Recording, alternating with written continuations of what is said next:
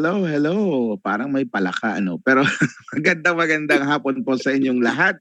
Ito po si DJ Ronnie and nagpapasalamat po kami sa inyong lahat dahil kakwentuhan na naman namin kayo ngayong Women's month of March. Dito naman sa Australia Mad March tawag nila rito, no? At kami ay, ma'am, kasi po transition na kami from summer to spring. Oo. So, from Adelaide, ito po si DJ Ronnie, ang inyong kakwentuhan. Kasama po natin, syempre, ang ating Inklu team sa Pilipinas, si Miss Ina, si JM, Teacher Aisel, and the rest of the gang. Pero, si Ma'am Celia, ang aking co-host, is from California. Good afternoon, Ma'am Celia Garcia, our future congresswoman. Magandang hapon po.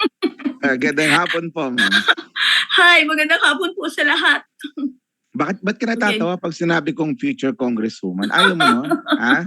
Oh. Basta papondohan mo ba eh? Popondohan ang bisita natin ngayon, ba? Basta popondohan ni Ate B. Ayan, popondohan ni... O, diba, bitawag mo sa kanya kanina, no? Sa offline pa tayo. But anyway, pag-uusapan natin, Ma'am Celia, yung batas na pinaghirapan yon ni Kuya Bong, di ba? At ng Inet Philippines, at nating lahat, no? Ilang taon nga in the making? Ilang taon in the making yung batas na Ginapang namin yan magmula 2016. Okay. Tapos na-approve lang in 2022, which is very short period, considering na yung mga iba. Tama. Yung ibang batas hanggang ngayon nga wala pang nangyayari yung mga ibang panukalang batas.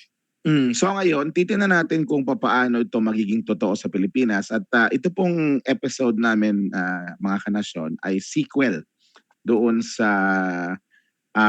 naunang inayos ni Ma'am Celia from California na kanyang mga kababayan na kumbaga po ipinakikita sa atin ni Ma'am Celia kung bakit mahalagang magkaroon ng ganito sa Pilipinas.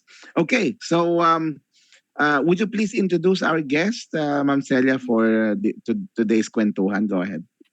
Okay, magandang hapon po muli sa inyong lahat. And as Rodel said, ito po ang aming mga binibigay sa inyong magkasunod na episode ay nag-feature sa mga teacher natin na nasa California at ngayon ay nagpapasatupad ng nag-implement ng inclusive education doon sa California, sa state of California, which is one of the states in the in the USA na talaga namang malakas ang suporta sa mga batang may kapansanan at malakas po ang marami pong ibinibigay na pondo. Kaya itong mga teachers nila ay mahuhusay at well-trained. We are very lucky to have as our guest Miss Christine Rodriguez of Shelly Dally Early Learning Village, regular teacher. Regular teacher po siya ng preschool, ngunit ito pong kanyang regular classroom ay inclusive dahil tumatanggap po ito ng mga batang may kapansanan. So, Christine is a general education preschool teacher in Shelly Dally Early Learning Village in Vacaville, California. The preschool is in south of Sacramento, and the name of the preschool is Preschool Village South. She is the general education preschool teacher. She has been working in early education for 14 years and currently working on her master's degree in early education with multiple subject credential. She also holds a site supervisor permit in the state of California. Let us welcome our pretty guest, my inaanak, Christine Rodriguez. Hello, everybody. Yun, magandang hapon, Ma'am Christine. Hello. Oo, una-una, ninenervyos kasi inaanak ka daw ni Ma'am Celia, kaya dapat behave ako. Kailangan. Tsaka syempre, matalino yan, mana sa ninang yan, ha? Bukod sa maganda. At saka syempre, matalino, mana sa host. Anyway, Ma'am Christine, ikaw ay lumaki ba sa Pilipinas o lumaki ka sa Amerika? lumaki sa Pilipinas, pero more than half of my life is spent here in California. Oo. Mas matagal So, na akong nakatira dito sa Amerika. and ano kayo, yung pamilya mo nag-migrate sa Amerika? Yes. Okay. Noong pang 90s, Pero- late 90s. O sino sa pamilya nyo ang malapit sa edukasyon? Meron ba kayong teacher sa pamilya na doon ka nagmana? Wala. Dad Oh. is Wala, an accountant. ano Mom tong- was a salesperson. Oh, so ano tong Yung daddy pagiging niya, guro? Ronel, yung daddy niya used to be an auditor in Central Bank. Wow, central bankero, ha? Yeah, and also auditor here in California when they migrated in the county. Oh, okay, very good. So, Yeah. saan galing yung saan ang galing yung interest mo sa pagti-teaching? Probably influence ng mga teachers, high school teachers. Mhm. Kasi hindi ko talaga binalak na mag-go into education. Mhm. I think God really told me to be in education. At bakit SPED program ang pinuntahan mo? I guess kasi nung mag-umpisa ako dati na ako sa early childhood, that's where I really started. Okay. Pero kasi you can see the disadvantages na are not, yung mga services is not always offered. I work on the private school side, so may mga bata na hindi sila natutulungan. Napapabayaan lang sila and then naki-kick out kasi sasabihin nila this is kumbaga yung behavior to Pasaway. hindi mapoprovide yung kailangan nila. Oo. So kini-kick out na lang. But in the state preschool, kung meron kang mga problema na hindi mo sila matulungan, then you can recommend assessment, and then you will find out kung ano ba talaga yung needs ng bata na hindi ma-meet in general education. Alright. So after those years na practice, ano dapat ang qualities ng isang SPED teacher sa pananaw mo? It's really, you have to be very educated. Kasi I work with a special education teacher. I don't know how her brain works. Pero, and so I always take it. Kasi, lagi siyang naghahanap ng mga ways to help somebody, yung caseload niya. Or even the general education kids na may behavioral problems kami. She's always trying to find ways to help correct the behavior and help them meet their needs. Oo. Ma'am Celia, maganda. Ma'am Celia, maganda yung kanyang general education. Sa atin naman kasi regular tsaka special. Yes. Para tuloy halo-halo tsaka pizza yung pinag-uusapan. Pero dyan sa inyo sa California, general education, special education, can you distinguish yung dalawa? Yes, so the general education teacher, even though meron kami mga assessment procedures. Hanggang dun lang, you do the assessment and you show the parents, and you cannot really say, ito ang kailangan ng anak mo. I have to refer that to the special education teacher. Yung special education teacher, pag nagawa na niya yung assessment, she has to have a plan to help the children. Ito ang mga goals nitong bata na to. Because mayroon siyang special needs, ito yung mga kailangan niyang ma-meet na goal at a certain amount of time.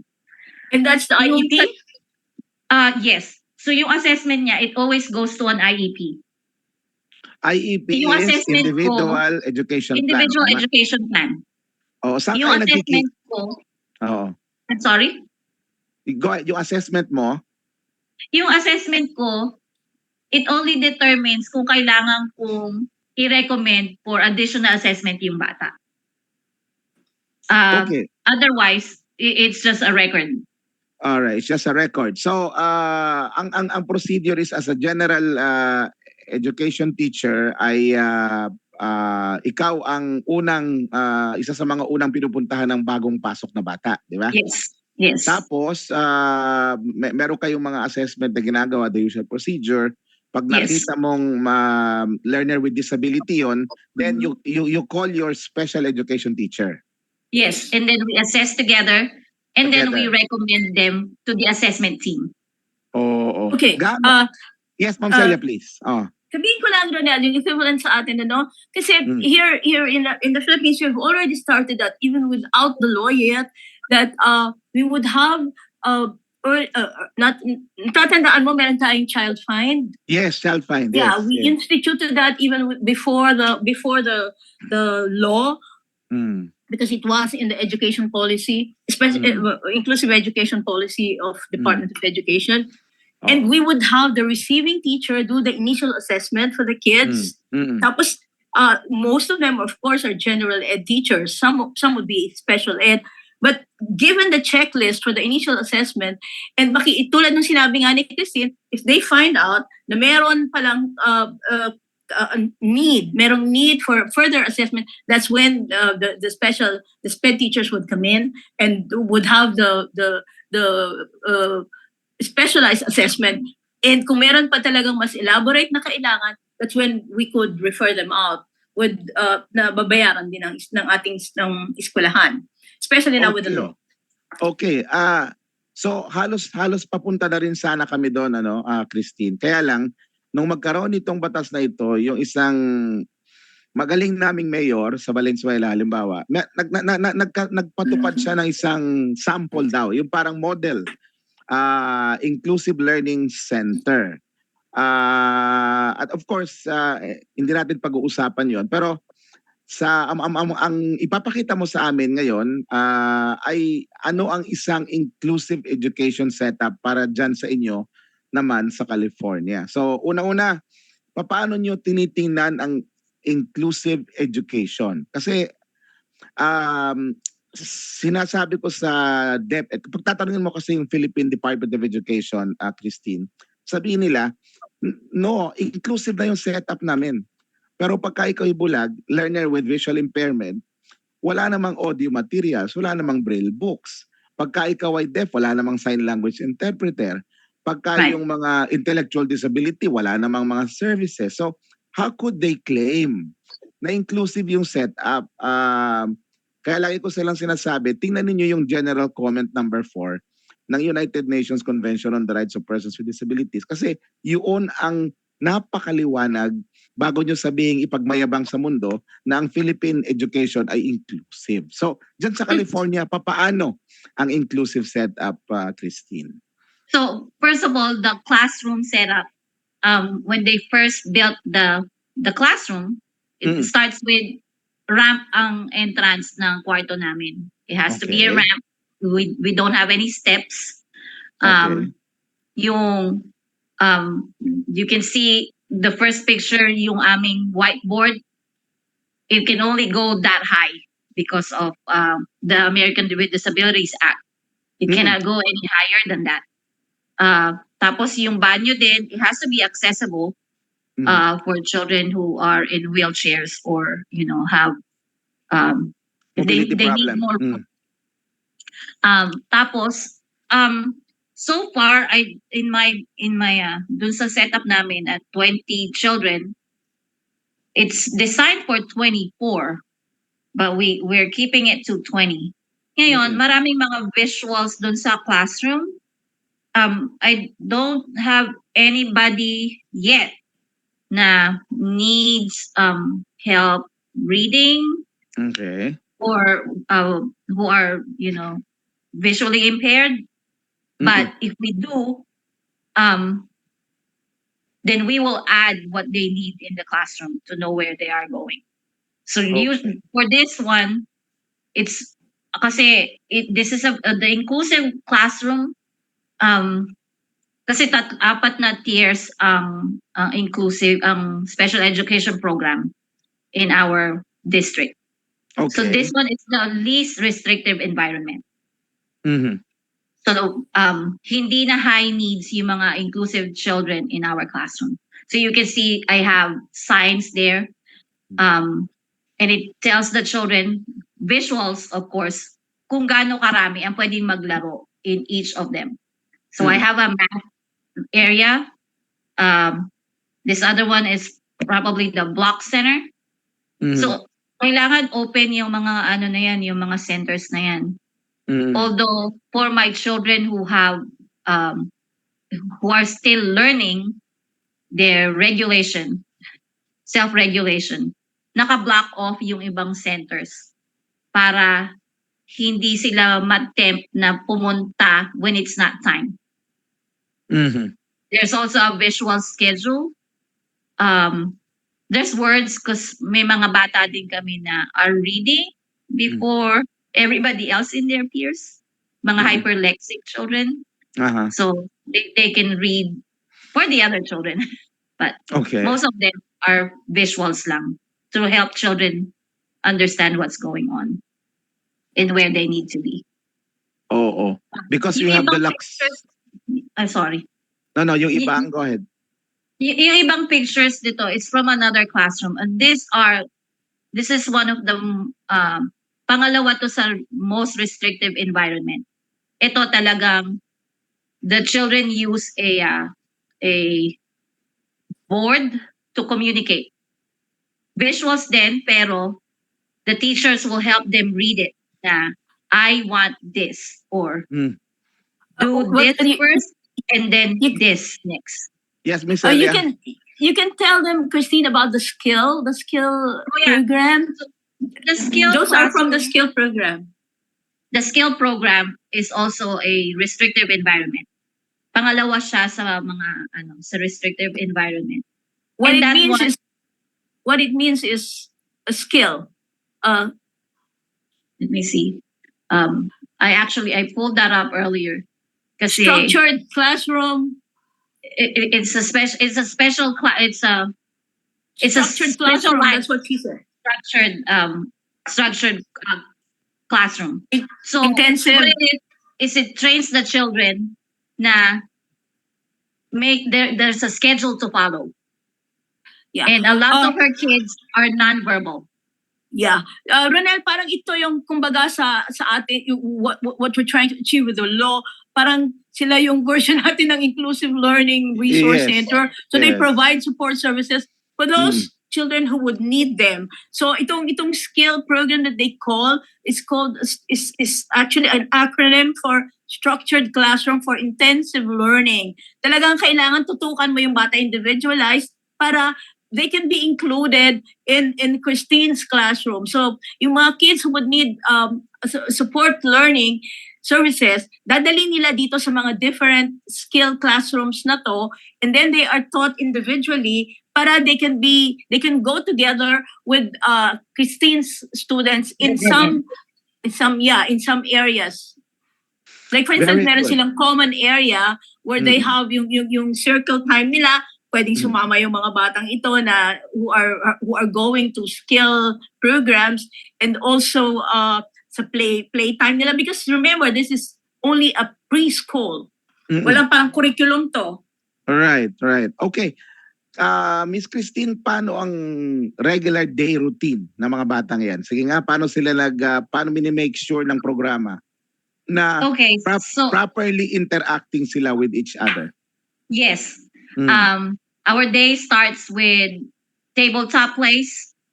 Maglalaro lang muna sila sa lamesa, maybe Legos or mga puzzles.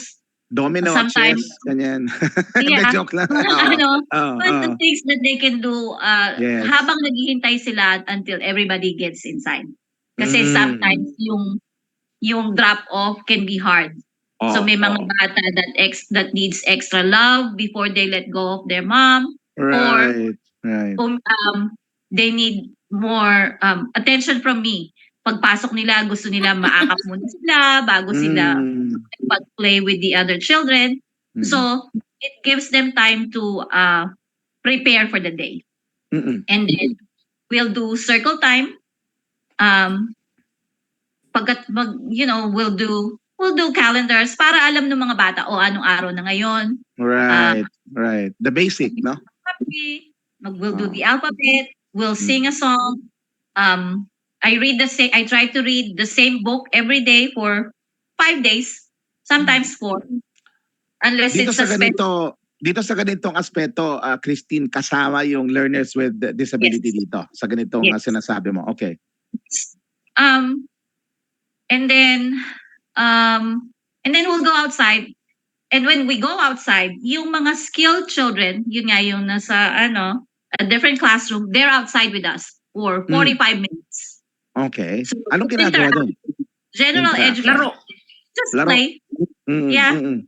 It's amazing to watch kasi yung mga yun nga, yung most of the skilled kids are non-verbal. Pero susundan nila yung bata that are in the general ed classroom and they'll try to play with them. And very receptive naman yung mga bata and they will include them kahit na hindi sumasagot. Kahit hindi sila nakakakuha ng response from the other children. At saka Ronel? yes ma'am, go ahead ma'am.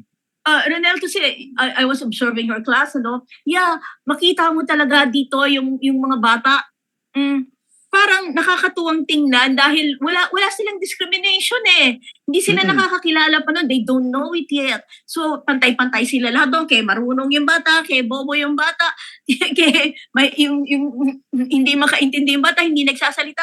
But they play together. Tsaka, nag-aaway, yes, nag-aaway. Pero, pag na-remedyohan, nilapitan ng teacher, pinagbati, parang walang nangyari. Yung hindi, ang gandang tingnan na you instill in these kids yung equality ba?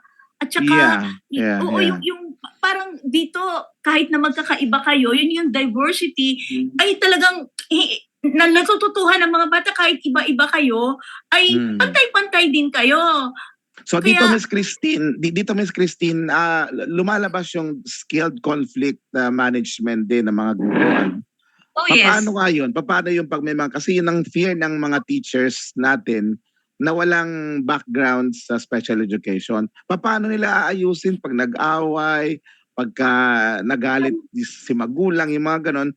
Paano nyo, meron bang committee na nagre-resolve ng ganong conflict? Paano yung mekanismo nyo dyan? Usually, so, sa totoo lang, ang na-experience ko pa lang is yung mga parents that are unsatisfied na, I didn't hear about this right away. Pero, yung mga ganun kasi, I redirect them to my principal. Kasi, kumbaga, yung mga conflict ng mga bata, those are normal things. And beyond the control ng ng teachers. Pero usually, nare-resolve ba ng principal yung mga nire-refer mong kaso? Wala namang walang umaalis na bata kasi may kaklasing learner with disability. No. Kasi, honestly, umuwi ako ng Pilipinas in October, nakagat ako ng isa doon sa special ed kids. Okay. Nakagat ako. And, siguro kasi meron ako isang estudyante na umiiyak and so inaakap ko siya, dinaanan ako nung bata, hindi ko siya nakita, siguro medyo siya na bakit ito is getting all your attention. Oo nga, paano naman ako? At yung mga ganon, alam ng mga parents yon na your children will be interacting with non-verbal kids. Okay. And yung mga non-verbal kids, very limited yung ability nila to tell you na I need something or I want to play with this kid or I want to play with this boy. So alam ng mga parents yun. And I always tell them na we're here to learn. Yung mga anak nyo is here to learn to play with other children. If they are hitting, kung mga ganong conflict, they will learn together.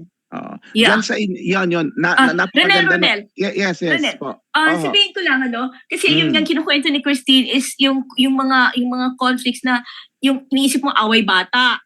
Pero kung ang conflict will be coming from parents na nagrereklamo, bakit ganito yung programa, bakit ganito yung ginawa ng teacher, I think yung mga ganyang mga reklamo, yeah, they would refer to the principal. Pero I was told by Perry, the teacher in the skill classroom, Oo. that meron silang team, ano, Christine, meron daw kayong team that would take care of that and would look into the problem to resolve that. Yun, so that side is also provided in our law doon sa dispute resolution. Yes, there would be procedural processes for kung anumang reklamo na manggagaling sa parents o kailangang i-resolve na hindi na kailangang umakyat. Yeah, tama yun eh. Pero let's face it, Christine, ano? Sa Pilipinas, sabi mo, umuwi ka nga. Ibang-iba, number one, masyadong crowded yung school natin, di ba? Masyadong overloaded ang ating mga guro. So, Understatement? paano pa nila magagawa yung mga ganyang mga transactional interfacing? Anong suggestion mo? Kasi dito sa California, uso ang mga union. So there's a teachers union that says, okay, ito lang ang pwede niyong i-expect from the teachers. Ito Okay. lang ang hours of work nila. You have to Okay. give them time to prepare. You have to. So may mga may mga kontrata kami as a teacher na you cannot make us do something that's not in our contract. Kailangan i-negotiate natin yan. Hindi kayo takot sa principal? Hindi. Bakit? Kasi sa Pilipinas, kung anong sinabi ng principal, batas, kung anong sinabi ng superintendent, ng supervisor,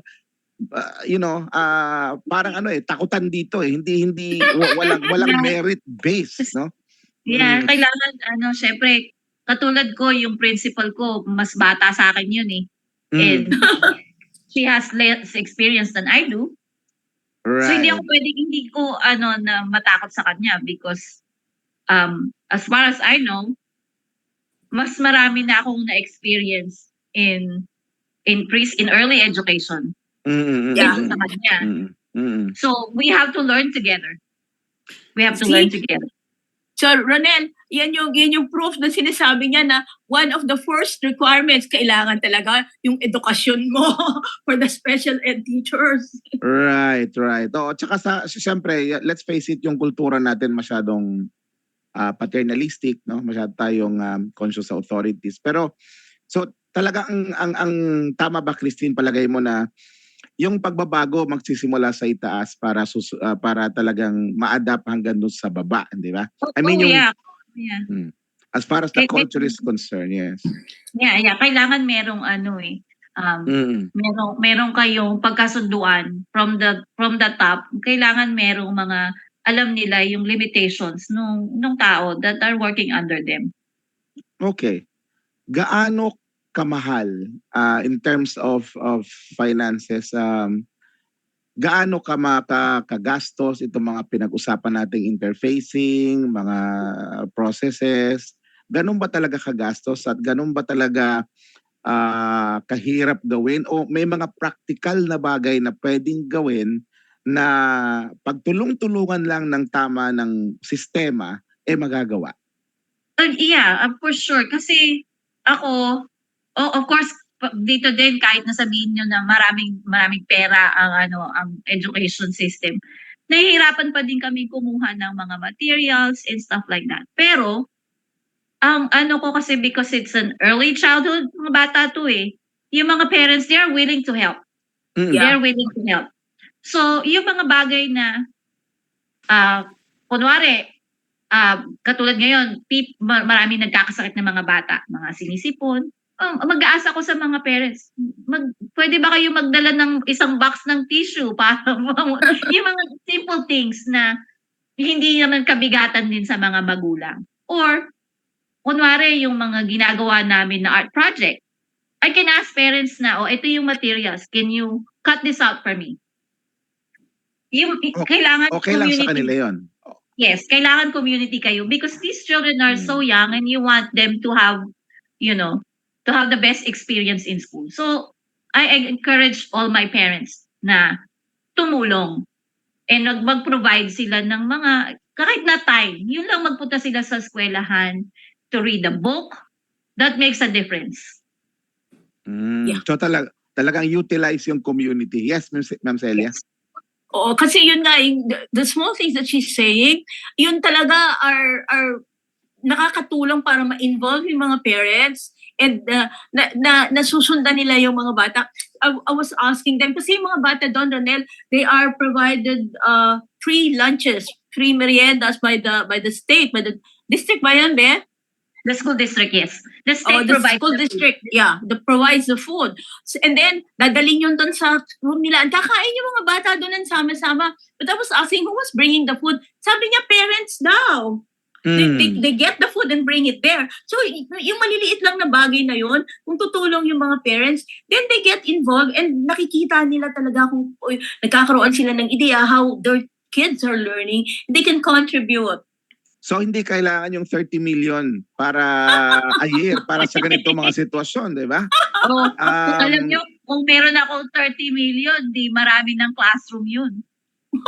See? At saka yung pinapanukala ng modelong yon sa isang syudad nga dito kasi ay gusto nila stay put. Nandoon lang yung mga specialist, the nurse, yung occupational therapy. Tama ba yun? Realistic ba yun, Christine? No, not realistic at all. Kasi yun nga, meron kaming speech and language pathologist, yung speech therapist. Mobile siya, on call siya. Meron siyang mga araw na, I have to leave. Meron akong kailangan puntahan na i-assess na bata. Meron akong kailangan puntahan na na therapy session. So hindi pwedeng dadalin mo doon kasi ang sa amin, yung speech services sa amin, right. Yung therapist ang pumupunta. Okay. Siya ang pumupunta sa classroom.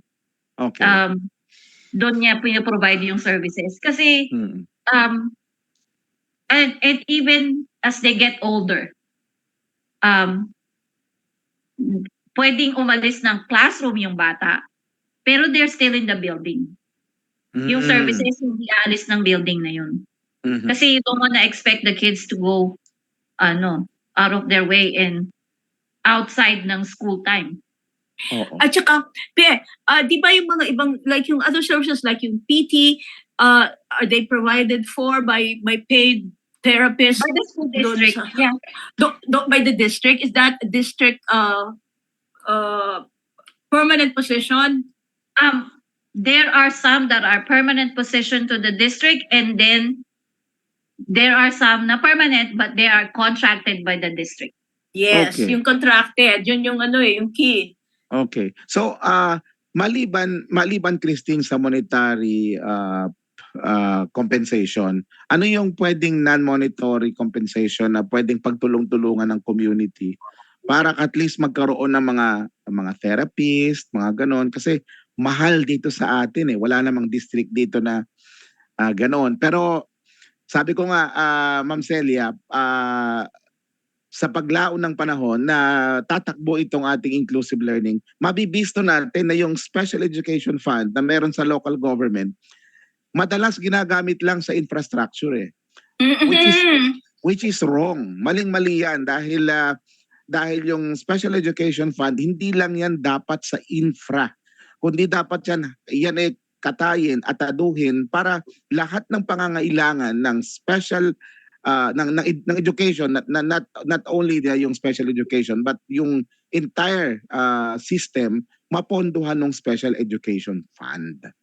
So siguro kaya for now ang tanong ko, Christine, anong mga suggestion mo na non-monetary compensation na pwedeng i-offer ng community? Halimbawa, iniisip ko, Christine, yung malapit na eskwelahan na may mga physical therapy subjects, di ba, or courses. Baka yun pwedeng itap para maging aids ditong mga guro. Pwede ba yung ganong approach? Meron kaming mga interns. Like, interns, yes. Bago dumating si Ninang, there was an intern. He was a school psychologist intern.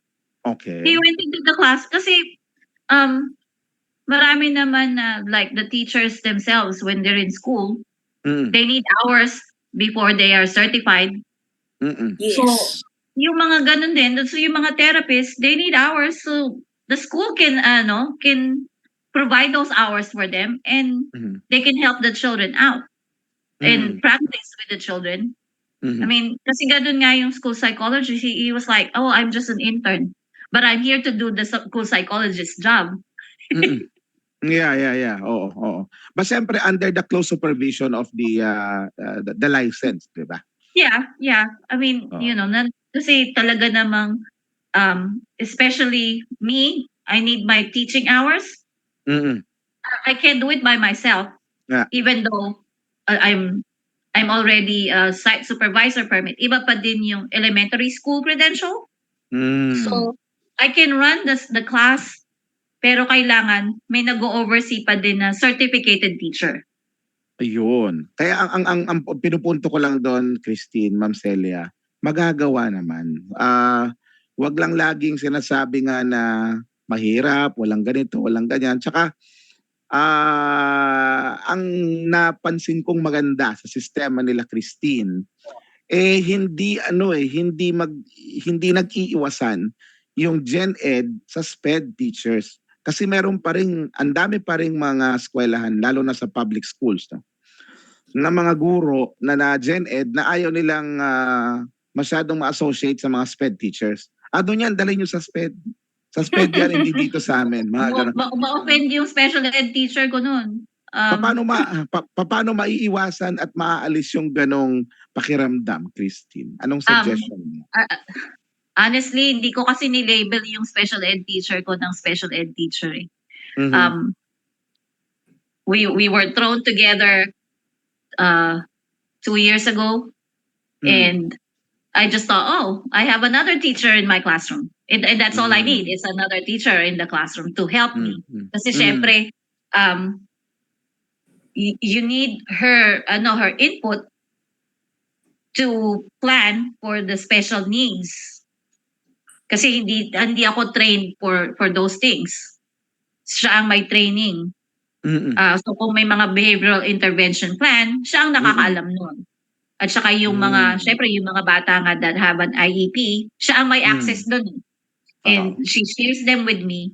And then we talk about, okay, so anong game plan natin for these children?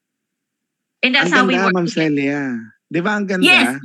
Yes, yun yung parang yung ating ginagawa actually sa Universal Design of Learning, yung mga regular teachers and SPED teachers, they collaborate and plan together kung paano nila matutulungan ng batang ito, paano nila maituturo yung gusto nilang ituro sa mga batang ito with yung team effort, yung nagkakatulungan talaga sila para hindi nagkakaingitan, hindi ba nagtatapunan ng trabaho, and that's a very good attitude, ngayon ko lang nakita yon na hindi mo nga dapat titingnan ito na ito SPED teacher ito, kung hindi katulong mo na teacher. That's a very good idea. Teammate mo yan. Yes. Oo.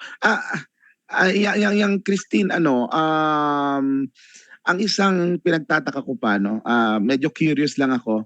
Nandiyan ka na mga hawak mo na yung mga batang yan. But nag-master ka pa ng special education. Are you planning to dive deeper dito sa sitwasyon mo ngayon? I'm actually on the fence if I wanna do a PhD. Really? Kasi yung special ed teacher ko ngayon, talaga pinupush niya ako na, konti na lang, kaya mo na yan. Yes. Sa din, she wasn't in education at all. She was doing lang siya, sub teacher. And then nung mag-open yung the school district offered to pay masters in special education. Anong nakita mong rason? Bakit mo gusto lumubog pa dito sa special education? Nagko-coordinate ka na, alam mo na ang medyo hirap at dedikasyon na kailangan. I need more changes. Such as? Kasi even though we have an assessment team, and meron kami, syempre may mga bata rin kami na general education, pinapasok general education, and we only require na they income qualify. Kasi it's state preschool, so kailangan low income ka to be in the state preschool. Kaya lang, may mga bata na nalalagay sa general education pero hindi pala sila general education. So I feel like kahit nasabihin namin sa assessment team na, pwede i-assess nyo muna or i-meet nyo yung bata.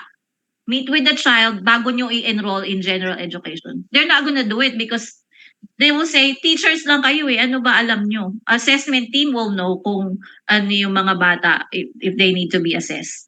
Ay, Yes. ganon.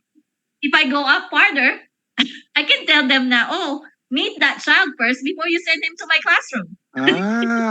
Position of Yes. influence. Na Yeah, you want to pinasok be... natin may special you needs. Tama. You want to be in a position of influence to further institute Right. your changes. Yeah, kasi... And not only influence, knowledge. Knowledge, Yeah. Kasi, right. I was really sad to see because he was in our classroom for 3 months. Okay. Because siguro kasi hindi timing na nagkakasakit, the parents couldn't bring him. Pero yung 3 buwan na yon could have made a difference in his intervention eh. Kasi Yeah. talagang you can tell the difference that this child is nonverbal. He doesn't know what's going on. Ang naaano lang niya is what's going on in his head and this is what he needs to do. Teka muna, Ma'am Celia, bago tuluyang magalit sa akin si Christine at di na ako kausapin yan, meron siyang inihandang promotional video. Pakita nga natin, JM. Pakita natin yung video. Mamaya din ako kapulungin ito. Pag nagpunta ako ng California, hindi ako pakainin sa Jollibee. Yan na. Yeah, Okay. Sige. Go ahead, Christine. Please annotate for us, though. So this is the inclusion classroom, preschool classroom. You can see this is the gen ed teacher walking in one of the children. Andali lang. Sandali, Christine. JM, can we stop for a while? JM, can we stop for a while? Bawasan mo yung tugtog. Hindi ko marinig si Christine. Wala akong makita eh. So, pakibawasan yung tugtog, JM, then we'll do yes, hinaan mo lang. again. We do that again. Sorry, JM, pero we have to, sige po. Sige pa, bawas pa kapatid. Bawas pa ng tugtog. So this is the preschool classroom. You can see set up 3 tables because we want to make sure. Yeah. Okay. So we do it from the top. JM, simula tayo ulit. Doon lang sa video. Hinaan mo, JM. Okay, hinaan lang yung... Okay, so we do it from the top. Let's go now. Go. Okay, so this is the general ed teacher walking in children to the classroom. Mm-hmm. There's the secretary. She's the enrollment person. This is circle time. So everybody sits together on the carpet.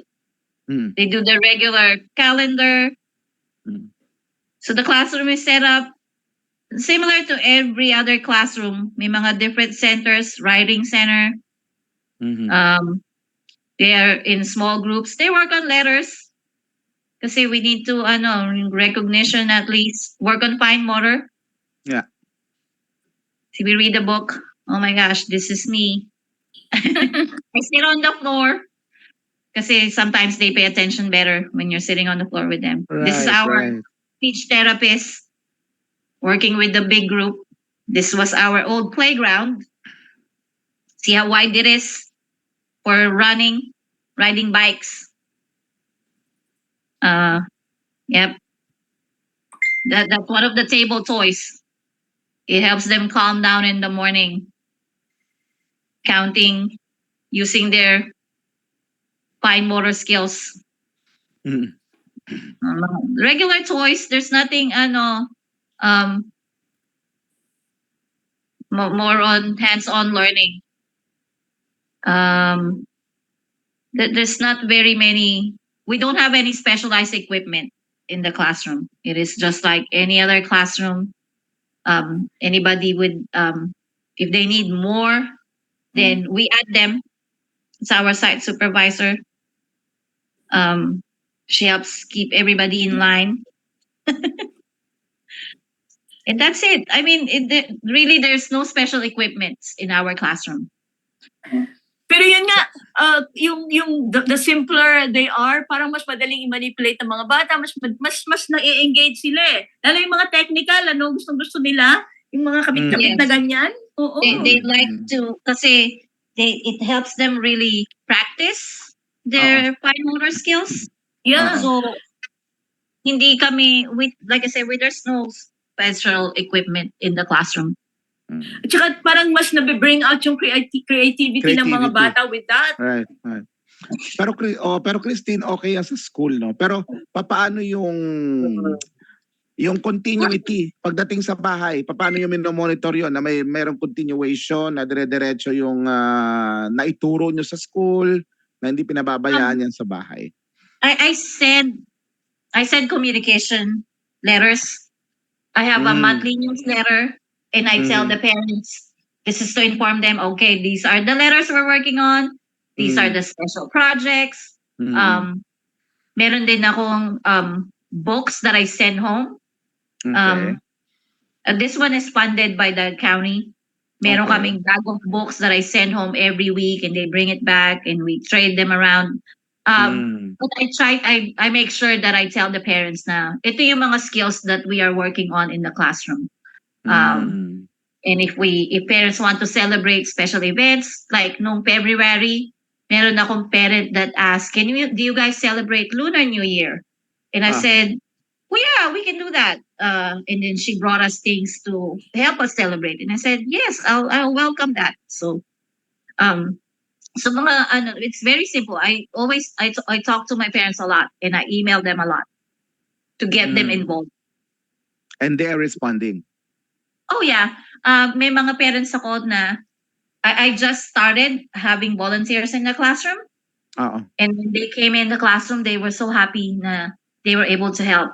Kasi they were so proud of their children na, hindi siya ganito sa bahay, or he's so different from last year. So they know na, this makes a difference. Yung mga mumunting tagumpay na kasama kayo na gustong-gusto ng mga magulang, di ba, no? Yes. Kasi some of them, I've had them for 2 years. I've had kids na were hitting a lot, or tried to bite other children. And then the parents will see them a year later, we don't have that problem anymore. Very good, no? So talaga namang nagbabago pagtiyagaan mo lang, ano? Yes. At saka intindihin mo yung sitwasyon, bakit? Oh yes, and consistency. So I always tell the parents they have to be consistent. Right. Now, give us an idea, ballpark figure lang. How much are you spending for a learner with disability, more or less, in a year? Oh no. Magkano daw ng gastos mo? More or less lang. Magkano daw ng galing sa magulang, ang galing sa gobyerno, at galing sa I think because of the school district and the way the system is the system in place here, most of the funding comes from the government. I want to say na it's probably 100% government. But I won't know a ballpark figure because kasi depende rin sa needs ng bata eh. May mga estudyante kami na have 3 different therapists. They have an OT, a PT, and a speech therapist. And then, meron akong mga bata na speech therapist lang. So, there's, I cannot, I really have no idea. But I know that it's 100% government. Pero paki-confirm mo, 'di ba? Ganyan ang gobyerno sa Amerika at sa mauunlad na bansa because yung mga tao, the citizens are paying 32% of their income. Tama ba? They take about 15% of my income in taxes. Yes. In tax 15%, no? Pero dito sa Australia, 32% ang tax ng mga tao dito. So ang point lang is ang mga tao is nagbabayad sa gobyerno ng kanilang share, no? So bahagi rin siguro, Ma'am Celia, ng advocacy natin sa sektor na yung mga magulang na mga may kapansanan, mga kamag-anak, dapat nagbabayad ng tamang buwis sa pamahalaan.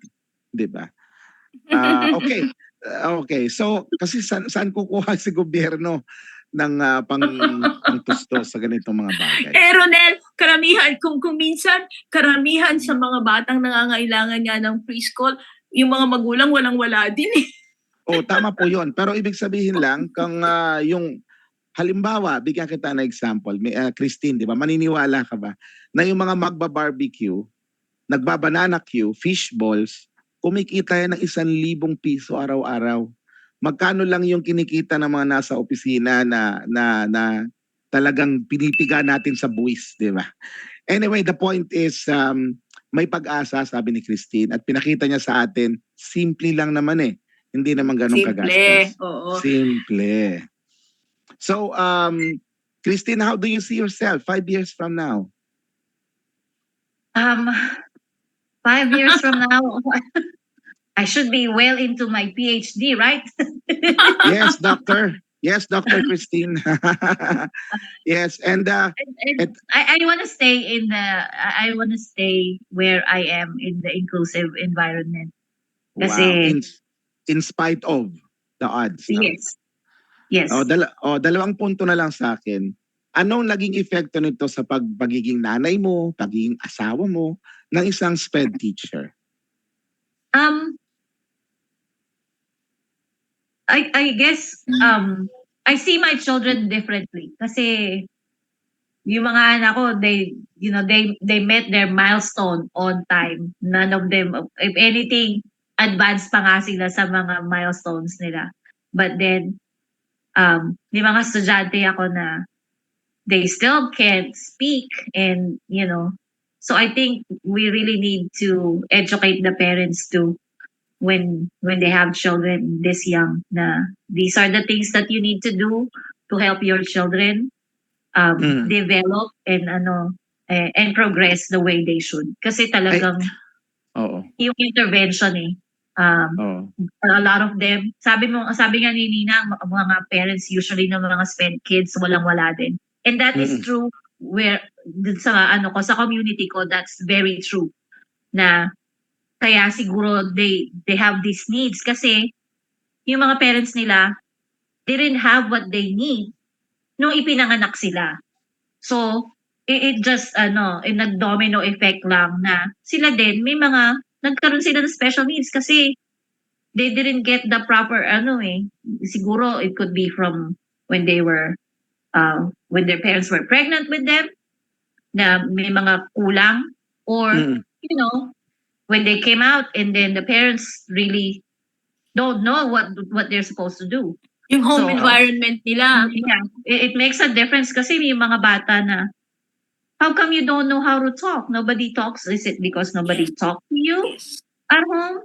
Or, kasi talagang a lot of, especially mine, a lot of them, they talk but you can't understand them. So, to me, my kids, I talk to them every day, even as infants. But it's because of my background. Right. Ano yung mga parents na young and don't have that background or experience? Right. So far, ano yung pinaka-rewarding moment mo so far? I have one girl that gives me a hug when she walks in the classroom. That is the best part of my morning. She walks in with her arms wide open, and she will say, I missed you. And she will hug me. That is the best part of my day. Every day. Yung so far frustrating naman. Frustrating? I have one kid that I know his entire family. And some days, he will drive me to the wall because he will scream and he will kick and just roll around. And I will ask him, can I help you? And he will say, no, I just hate it here. Okay. But after he has that meltdown, he will come back to me and he will say, I'm sorry, Christina, I don't know what to do. Those things are frustrating for me. But yeah, even though he has those moments, I always give him a hug and I always tell him how much I love him. It's, you know, it's just sometimes they just can't help themselves, and it's really, it's frustrating for me as an adult, but I also know that sometimes they have to outgrow it. Right. It's a regulation thing. And it's a Very. huge thing. Yung embrace na yun, malaking nagagawa sa Oh, bata. yes. It's a huge thing, definitely. On that note, Christine, may we thank you for your time, for your Of course. being so open, and final, huling na lang, can you motivate the parents here in the Philippines? Magaling kayo dyan sa Amerika, nasa inyo lahat eh. May mga pera kayo na sinusuportahan kayo ng gobyerno. So, you motivate the parents na naiwan mo dito sa Pilipinas. I think that they just And the have to teachers. advocate for their children. They have to really fight for what their children needs. Mhm. They have to keep fighting for it. Mhm. Their children have every right to a good education. So they And- have to keep fighting for it. They have to make somebody do something for their child to get the help they need. And for the teachers? For the teachers, I think that they just need to work together. It helps the environment so much better if you talk to your co-teachers, to your helpers, and just keep your classroom open to the parents. Parents are very willing to help, whether their child has special needs or not. Parents want to be involved kasi alam nila how important it is for their child to be educated, and that teachers need the help, every help that they can get to make it happen. Right. Very good. Thank you very much, Miss Christine Rodriguez. A true Filipina and a kababayan. Thank you very much sa oras mo. Maraming salamat. Ma'am Celia? Yeah. Okay. Maraming salamat po. And you've seen the perspective of Christine, our general education teacher who accepts with her heart and with open arms and with everything she could give them, lahat ng mga bata na kahit iba-iba ay may karapatan at may kanya-kanyang kakayahan para matuto. She put it very well na ang mga magulang kailangan talaga should fight for their children. Yun yung unang-unang ingredient na kailangan ng mga magulang. I always talk from the parent side. But to fight for the rights of their kids, they have to know what rights these are. And ito yung kailangan nating itulak, ano, Ronel? Yes. So, maraming salamat po for this afternoon. And I hope marami po kayong natutuhan at nabuksan ang inyong isipan kung ano ang kailangan nating gawin, kung ano ang kailangan nating pagtulungan, parents, teachers, school, community, lahat-lahat upang matulungan po ang ating mga bata. Maraming salamat po. Meron po ako narinig, ang sabi nila, education daw is expensive. Pero sabi nung isa, try ignorance. Diba? Try ignorance. At Yes. kayong mga magulang, kayo ang magiging sandigan ng inyong mga anak. Kaya maraming salamat Ma'am Christine sa mga binahagi mo ngayong hapon. Ito po si DJ Ronnie kasama si Ma'am Celia Garcia. Nagsasabing don't forget to smile, don't forget to count your blessing. At lagi po namin sinasabi, Ma'am Celia, InkluNasyon, inklusyon. Now na! We would like to thank our sponsors and partners, CBM Global Disability Inclusion, Philippine Coalition United Nations Conventions on the Rights of Persons with Disabilities or PCUNCRPD, INET Philippines, Norfield Foundation, CISO, Philippine Partnership on Children with Disabilities or PPCWD, Liliane Funds, Deafblind Support Philippines or DBSP, Philippine Chamber of Massage Industries for the Visually Impaired or PCMIVI, Provincial Government of Batangas, PIDAO Pangasinan, Regional Associations of Women with Disability or RAWWD Region 1, Mabini Movement, and of course, the ASEAN Enabling Master Plan 2025 Coalition. Thank you.